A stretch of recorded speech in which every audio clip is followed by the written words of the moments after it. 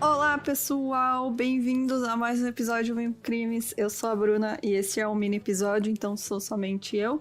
Não tenho recados por enquanto, o único recado é que esse episódio tem relatos de abuso físico de crianças, então se você não consegue ouvir, por favor, pode pular o episódio. E é isso, bora lá pro caso de hoje.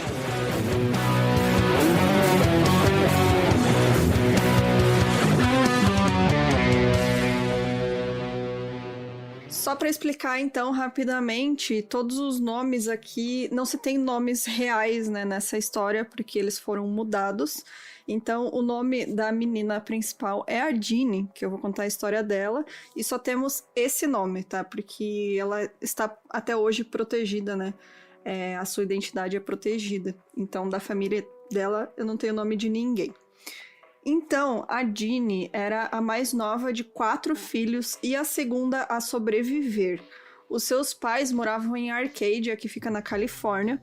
O pai dela trabalhou em uma fábrica como mecânico de voo durante a Segunda Guerra Mundial e continuou na área de aviação depois disso. E a sua mãe, que era 20 anos mais nova, tinha vindo de uma família de fazendeiros de Oklahoma, uma família muito simples. Quando era bem criança, a mãe da Jeannie sofreu um grave ferimento na cabeça em um acidente que causou danos neurológicos persistentes e causaram problemas de visão que eram degenerativos em um dos olhos dela. O pai da Jeannie cresceu principalmente em orfanatos e o seu pai morreu atingido por um raio e a mãe dele dirigia um bordel, mas raramente via ele. Além disso, a mãe dele tinha dado para ele um primeiro nome que era feminino, o que tornou ele alvo de constante escárnio e, como resultado, ele nutria um ressentimento extremo em relação à mãe durante a infância, que deu origem a problemas de raiva na vida adulta. Então, quando o pai da Jeannie atingiu a idade adulta, ele mudou o primeiro nome, né, para um mais tipicamente masculino, e a mãe dele começou a passar o máximo de tempo possível com ele. Ele ficou quase que obcecado pela mãe, né, apesar dela sempre fazer argumentos assim e brigar com ele para tentar convencer ele a adotar um estilo de vida menos rígido, e ele passou a tratar todos os outros relacionamentos como secundários. Embora os pais da Jeannie inicialmente parecessem felizes para aqueles que conheciam eles, né, logo depois que eles se casaram, o pai da Jeannie impediu a esposa de sair de casa e batia nela com frequência e com severidade crescentes. A visão da mãe da Jeannie deteriorou-se constantemente devido aos efeitos prolongados dos seus danos neurológicos, e ela teve início de cataratas graves e também descolamento de retina em um dos olhos, que deixou ela cada vez mais dependente do marido. Então ela ia perdendo a visão, enquanto isso ela ficava cada vez mais dependente do marido, que abusava física e psicologicamente dela. O pai da Jeannie não gostava de crianças e não queria ter filhos, porque ele achava crianças barulhentas, mas por volta dos 5 anos de casamento, a sua esposa ficou grávida. E embora ele tenha batido nela durante a gravidez e quase no fim tenha tentado estrangular ela até a morte, ela conseguiu dar à luz a uma filha que era aparentemente saudável. O seu pai achou seu choro perturbador e colocou a criança na garagem, onde ela pegou pneumonia e morreu com 10 semanas de idade. O segundo filho, nascido aproximadamente 1 ano depois, era um menino que foi diagnosticado com incompatibilidade RH, que morreu aos 2 dias de idade. Seja por essas complicações da incompatibilidade de RH ou por engasgo com o próprio muco, não se sabe o que realmente aconteceu. 3 anos depois, eles tiveram mais um filho que os médicos descreveram como saudável, embora também tivesse a incompatibilidade de RH, mas era mais moderado, e o seu pai forçou a esposa a mantê-lo quieto, causando atrasos significativos no desenvolvimento físico e linguístico. E quando ele completou 4 anos de idade, a avó materna ficou preocupada com o desenvolvimento dele, assumiu seus cuidados por vários meses, e nesse tempo ele fez um bom progresso, né? Ele começou a falar bem, e aí, depois de um tempo, ela devolveu ele aos pais. A Jeannie nasceu cerca de 5 anos depois do seu irmão, e na época em que seu pai começou a isolar a si mesmo e a sua família de todas as outras pessoas. Ao nascer, ela estava abaixo do peso saudável, e no dia seguinte ela mostrou sinais de incompatibilidade de RH e precisou de uma transfusão de sangue, mas ela não teve sequelas e foi descrita como saudável. Uma consulta médica que eles fizeram quando ela tinha 3 meses de idade mostrou que ela estava ganhando peso normalmente, mas os médicos encontraram um deslocamento congênito no quadril dela que exigia que ela usasse uma tala que era altamente restritiva dos 4 aos 11 meses de idade. É tipo uma fralda gigantona, assim, que tem umas talas que seguram, né, para ela ter um desenvolvimento, né, dos ossos que não seja, né, que não traga tanta restrição para ela. Essa tala fez com que a Jeannie demorasse para andar, e os pesquisadores acreditavam que isso levou o pai dela a especular que ela tinha deficiência intelectual. E como resultado, ele fez um esforço imenso para não falar ou prestar atenção com ela, a prestar atenção nela, e desencorajou a esposa e o filho de também fazer isso. Então ele queria isolar completamente a menina. Há poucas informações sobre o início da vida da Jeannie, mas os registros disponíveis indicam que nos primeiros meses ela apresentou um desenvolvimento relativamente normal. A mãe da Jeannie mais tarde lembrou que ela não era um bebê que gostasse de colo, ela não balbuciava muito e ela resistia a alimentos sólidos. Às vezes, a mãe disse que em algum momento a Jeannie falou algumas palavras, embora ela não conseguisse se lembrar quais eram, mas outras vezes ela disse que a Jeannie nunca tinha produzido nenhum tipo de fala, e aí os pesquisadores nunca conseguiram determinar qual que era realmente a verdade, se ela já chegou a falar alguma vez ou não. Aos 11 meses de idade, a Jeannie ainda tinha uma boa saúde, assim, no geral, e não apresentava anormalidades mentais notadas, mas ela estava ganhando menos peso.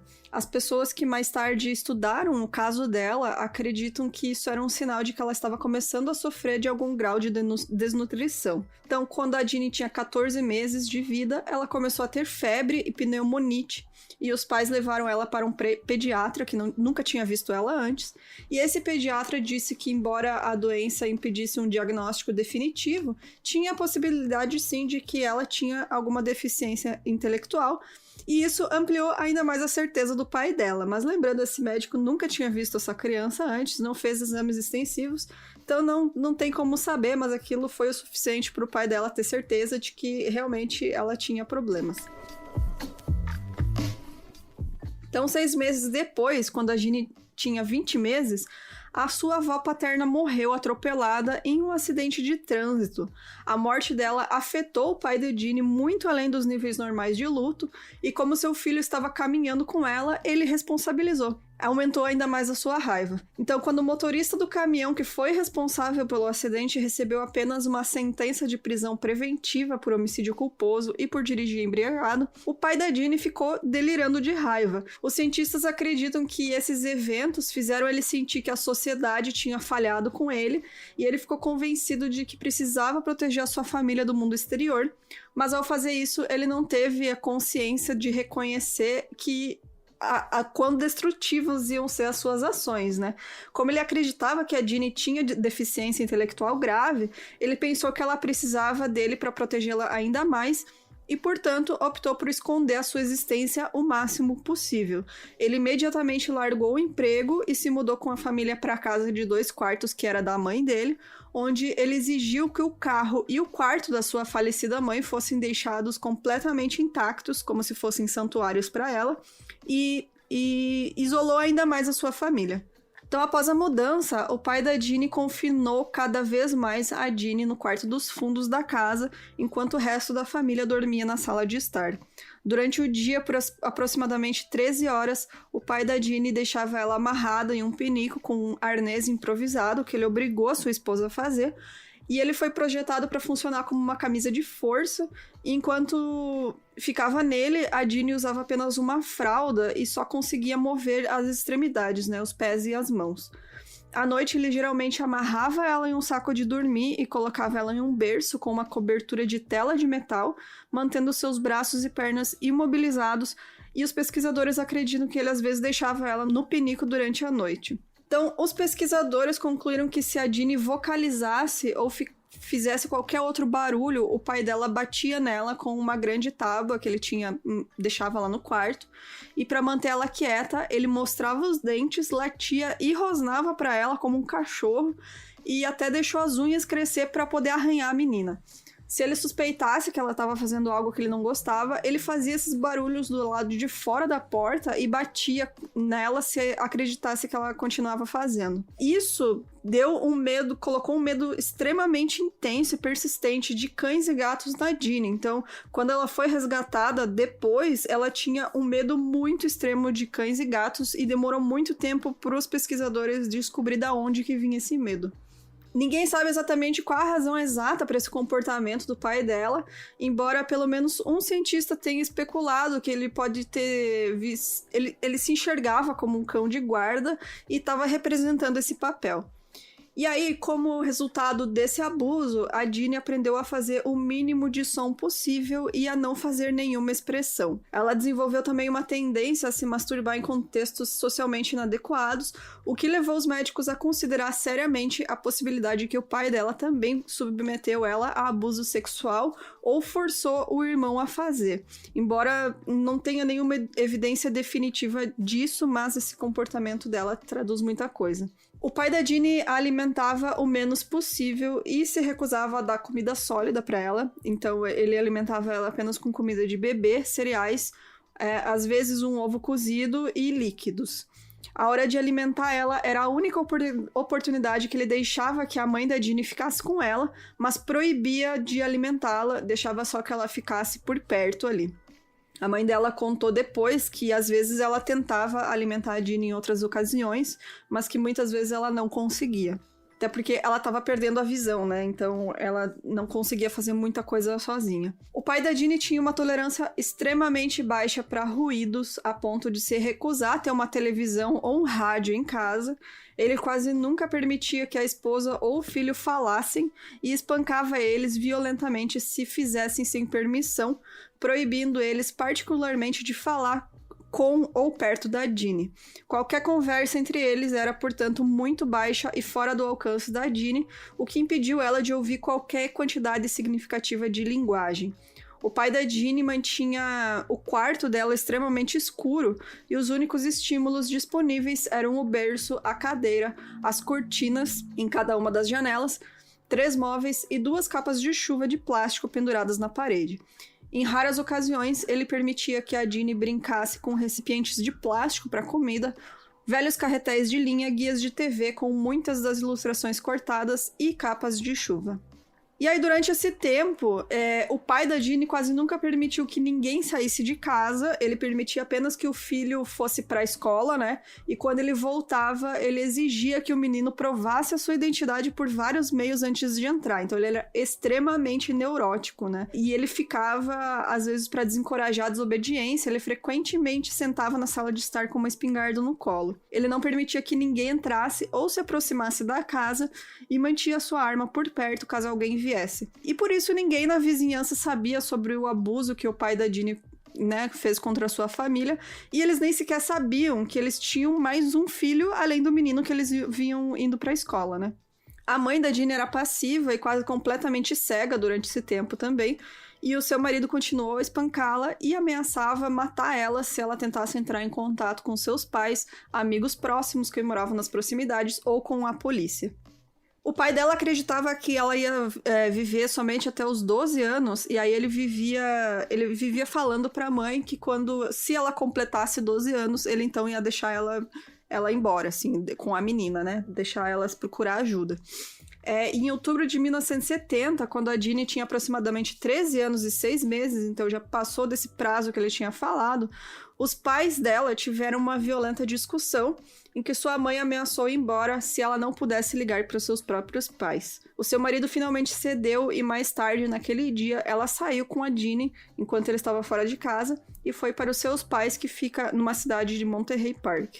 O irmão da Jeannie, que já estava com 18 anos, já tinha fugido de casa e morava com amigos nessa época. Assim que ele conseguiu se mandar dali, ele não perdeu tempo e foi embora. E cerca de 3 semanas depois, em 4 de novembro, a mãe da Jeannie decidiu se inscrever para receber benefícios por invalidez para cegos na cidade vizinha de Temple City.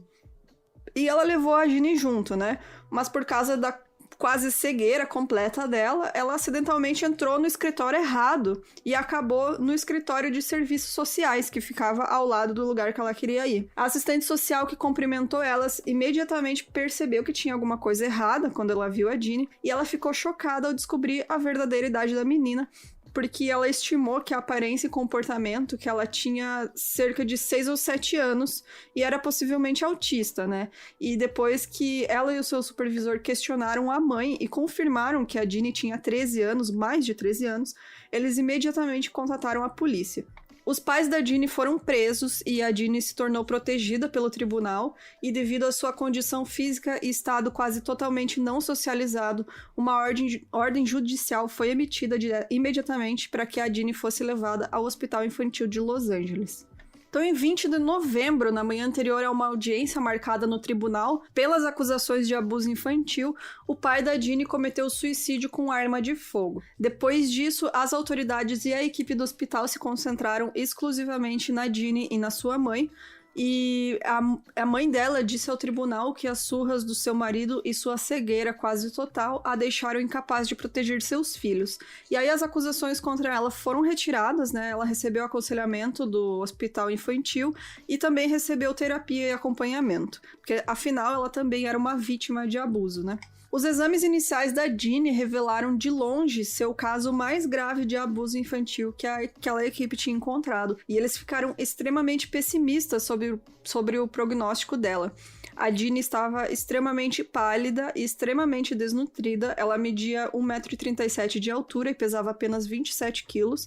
Ela tinha 2 dentições quase inteiras na boca e um abdômen distendido. O arnês de restrição que era usado por seu pai havia causado um calo espesso e hematomas negros em suas nádegas, que levaram várias semanas para cicatrizar. E uma série de radiografias revelou que ela tinha deformidades nos quadris e uma caixa torácica subdimensionada, e os médicos determinaram que a idade óssea dela era de uma criança de 11 anos. Apesar dos primeiros testes confirmarem que ela tinha visão normal em ambos os olhos, ela não conseguia focalizar em nada a mais de 3 metros de distância, o que corresponde às dimensões do quarto que o pai dela mantinha ela. Você sabe que olhos são músculos, né? A gente tem que estimular eles, senão a gente perde essa capacidade de enxergar de longe. Então, ela realmente perdeu isso porque ela nunca teve esse estímulo. Os linguistas mais tarde perceberam que em janeiro de 71, a Ginny mostrou uma compreensão de apenas seu próprio nome, os nomes de alguns outros e cerca de 15 a 20 palavras, e o seu vocabulário ativo na época consistia em 2 frases que eram pare e não mais. Eles não puderam determinar a extensão desse vocabulário, se foi antes de 71, né, se ela sabia falar isso antes de ser resgatada, e portanto eles não sabiam se ela tinha adquirido isso naqueles meses que ela ficou no hospital. A Ginny passou anos com pais adotivos e conseguiu fazer grandes progressos em suas habilidades motoras e de comunicação. A mãe dela conseguiu a guarda dela de volta quando ela tinha 18 anos, mas em pouco tempo ela descobriu que ela não conseguia dar conta de cuidar da Ginny sozinha, e ela voltou para lares adotivos e instituições públicas, onde não recebeu mais estímulo e passou até mesmo por novos abusos e negligência. Isso foi até mais ou menos o começo dos anos 90, onde ela voltou para lares adotivos e depois, começo dos anos 2000, ela estava também em uma casa de passagem, né? Na verdade, uma instituição para pessoas com deficiência intelectual, e aí ela já estava muito melhor, já tinha desenvolvido um vocabulário muito maior também, ela já estava bem, ela estava feliz. Dizem os pesquisadores, né? E o caso da Ginny, ele é muito famoso porque ela foi objeto de estudo de muitos linguistas que queriam entender, né, como que a linguagem se desenvolve, né? Se tem um tempo que a gente precisa aprender uma língua, senão a gente não aprende mais. Então, ela é um caso mais moderno desses casos de crianças ferais, que eles dizem, né? Que são crianças que são criadas em ambientes isolados e são extremamente negligenciadas. E o caso dela ficou muito famoso por conta disso. Ela tem vários estudos e livros falando sobre esse caso dela na questão de linguagem. Isso porque ela nunca chegou a ter uma primeira língua, né? Então ela nunca conseguiu ter essa capacidade de ter de conseguir conversar, né? Porque ela nunca teve esse estímulo. Então, eu sugiro para vocês procurem a história da Ginny. Tem muitos textos que falam sobre todos esses estudos. Inclusive, tem muitas contradições, né? Que um pesquisador não concorda com o outro, e aí vão botando em xeque várias coisas. Mas é muito interessante mesmo todo esse desenvolvimento que eles fizeram com ela também. Eles ajudaram bastante, né? A ela conseguir superar todos esses problemas. E as últimas notícias que se tem, acho que foi em 2016, que conseguiram as últimas notícias sobre ela, que ela realmente estava em uma instituição, que ela estava bem. Alguns dos pesquisadores acompanham ainda ela, né? Eles visitam ela no aniversário dela e tal, e aí são eles que dão essas notícias, né? De que ela está bem. A mãe dela morreu, eu não consigo recordar, acho que foi nos anos 90 a mãe dela acabou morrendo, e o irmão dela também já faleceu. Então não sobrou ninguém da família da Ginny. Somente os pesquisadores que acompanharam o caso dela, né? Que ainda são próximos dela. Mas é isso, pessoal. Espero que vocês tenham... Esse caso é muito interessante, que eu achei, né? Horrível, mas é interessante. Então, espero que vocês tenham gostado. Para quem se interessa por esse estudo de linguagem e de desenvolvimento, né, infantil, sugiro muito que vocês vão atrás desse caso. Mais detalhes, né? Tem todos os detalhes técnicos que eu não coloquei aqui no episódio, porque senão ia ficar 2 horas eu falando de coisa técnica, então acho que não ia ficar muito bom. Mas a quem interessar, fica aí a sugestão. E se você tiver qualquer sugestão de episódio, manda pra gente no e-mail milcrimes@gmail.com. Pode mandar história de fantasma também, de sobrenatural, de stalker, de tudo que você passou por você também. E se você quiser nos apoiar, entra lá no site milcrimes.com.br e vai ter a seção de apoio lá. Lembrando que vai ter sorteio para apoiadores de um livrinho no dia 15, então fiquem ligados no Instagram que vai ser ao vivo. E é isso, até semana que vem. Obrigado, tchau, tchau.